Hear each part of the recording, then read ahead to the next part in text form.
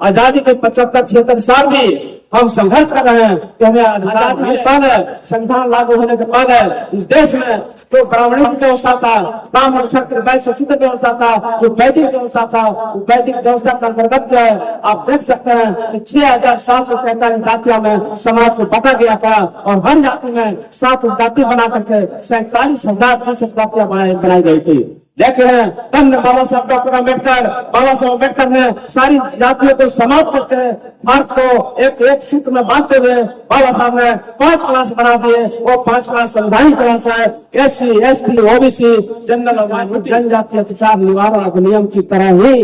अगर पसमानदा या पिछड़े हुए मुसलमान भाई हैं, दलित भाई हैं, उनको ऊपर भी जुल्म अत्याचार होता है। अगर उनको भी SC एक्ट में अगर उनको इंक्लूड कर लिया जाए, शामिल कर लिया जाए तो संभवतः उस पर अत्याचार होना बंद हो जाएगा।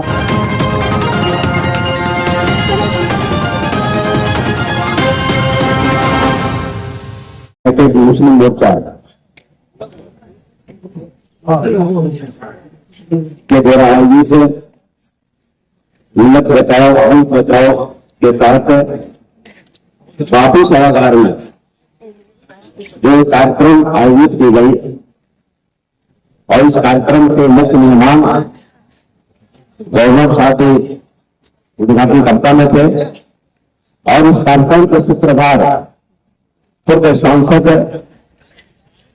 माननीय आदरणीय डॉक्टर इजाज अली साहब के द्वारा ये कार्यक्रम जो आयोजित की गई थी, इस कार्यक्रम का मुख्य उद्देश्य क्या है आप सभी जानते हैं। मैं बहुत दो शब्दों में अपनी बात को विराम देता हूं कि जिस तरह से भारत का संविधान, भारत में जितने लोग भी रहते हैं, चाहे हिंदू हो, मुस्लिम हो, सिख, ईसाई हो, जैन हो, पारसी हो, ये कहें भारत के संविधान में जो 5 क्लास है, अनुसूचित जाति, अनुसूचित जनजाति, अन्य पिछड़ा वर्ग, सामान्य वर्ग और धार्मिक अल्पसंख्यक समाज मिल करके जो 5 क्लास है, 5 वर्ग है, ये भारत में रहता है। 5 भाई है, लेकिन किसी कारण से कि 5 क्लास में कोई व्यक्ति अगर छूट गया, विकास से कोसों हो गया है, उसका विकास कैसे हो, इस पर विचार करने की आवश्यकता है। आप जानते हैं 15/10/1947 को देश आजाद हुआ, 26 जनवरी 1950 में भारत का संविधान लागू हुआ। ये संविधान लागू होते ही आप देख रहे हैं कि देश में देश जो चल रहा है भारत के संविधान से चल रहा है और हम लोग संविधान के प्रति सजग नहीं है। आज संविधान के प्रति सजग नहीं है। अगर किस दिन भारत के दलित पिछड़े मजलूम वर्ग के लोग भारत के संविधान को अंगीकार करेंगे, भारत के संविधान को पढ़ने लगेंगे, भारत के संविधान में जो प्रत अधिकार है उसको समझने लगेंगे, उसका अधिकार मिल सकता है। लेकिन हम भारत के संविधान को नहीं पढ़ पा रहे हैं, भारत के संविधान को अंगीकार नहीं कर पा रहे हैं, जिसका नतीजा है कि आज हम आजादी के 75-76 साल भी हम संघर्ष कर रहे हैं कि हमें अधिकार मिले, आज अधिकार नहीं मिल रहा है। इसका कारण क्या है? आज इस मंच के माध्यम से आप जो है जिस तरह से भारत में अनुसूचित जाति जनजाति अत्याचार निवारण अधिनियम आपको 1989 में जो आपको अधिकार बना था, एक्ट बना था, उस एक्ट बनते ही आप देखेंगे जिस तरह से अनुसूचित जाति जनजाति समाज के ऊपर जो जुल्म अत्याचार होता था, वो अत्याचार आपको कुछ हद तक कुछ उसमें कमी आ गई। उसी तरह से आप देख रहे हैं कि जो मुस्लिम समाज के लोग हैं, जो ईसाई समाज के लोग हैं, जो अल्पसंख्यक समाज के लोग हैं, वो समाज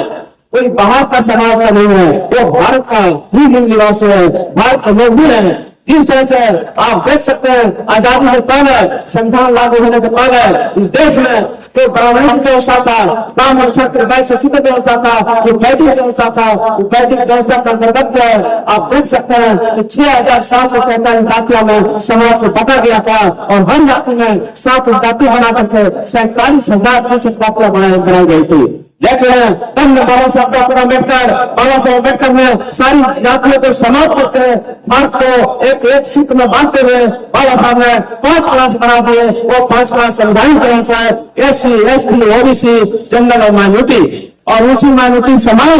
में जो पिछड़े हुए मुसलमान भाई हैं, उनके लिए जो मांग की जा रही इस मंच है, वो मांग है कि अनुसूचित जाति जनजाति अत्याचार निवारण अधिनियम की तरह ही अगर पसमानदा या पिछड़े हुए मुसलमान भाई हैं, दलित भाई हैं, उनको ऊपर भी जुल्म अत्याचार होता है। अगर उनको भी इस एक्ट में अगर उनको इतनी कर लिया जाए, शामिल कर लिया जाए, तो संभव का उस पर अत्याचार होना बंद हो जाएगा। यही मांग था। आपको इस कार्यक्रम का मुख्य मांग यही था।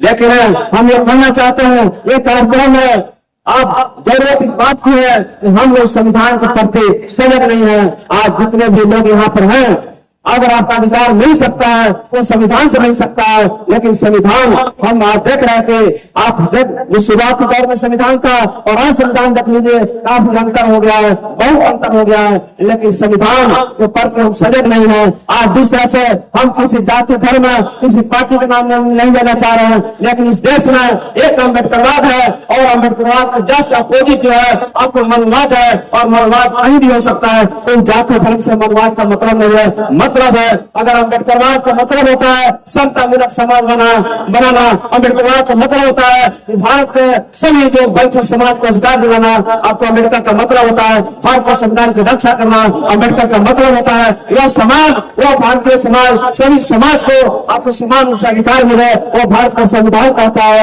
आप देखेंगे भारत में आप आजादी के पहले भारत का संविधान लागू होने के पहले आप देखेंगे कि भारत का आजादी के संविधान लागू होने के पहले महिलाओं को पढ़ने का अधिकार नहीं था, महिलाओं को शिक्षा करने का अधिकार नहीं था। लेकिन तब ने बाबा साहब डॉक्टर अम्बेडकर ने आपको ये अधिकार दिए, आपको पुरुषों के साथ साथ, आपको अल्पसंख्यक के साथ साथ, हर पदों के अधिकार के साथ साथ आज आबादी जो भारत की महिलाएं हैं, उस महिलाओं को भी कोई अधिकार दिया। तो परंतु जो बाबा साहब डॉक्टर अम्बेडकर दिए, लेकिन अम्बेडकर के विचार को हम समझ नहीं पा रहे हैं। आज इतने बड़े कार्यक्रम हुआ, एक कार्यक्रम में हम बिना अम्बेडकर का नाम लिए, हम बिना संविधान का नाम लिए, बिना संविधान का नाम लिए, और हम कोई बात करते हैं इस देश का अगर मुसलमान जो है राष्ट्रपति बनता है, प्रधानमंत्री बनता है, देश का जो है अगर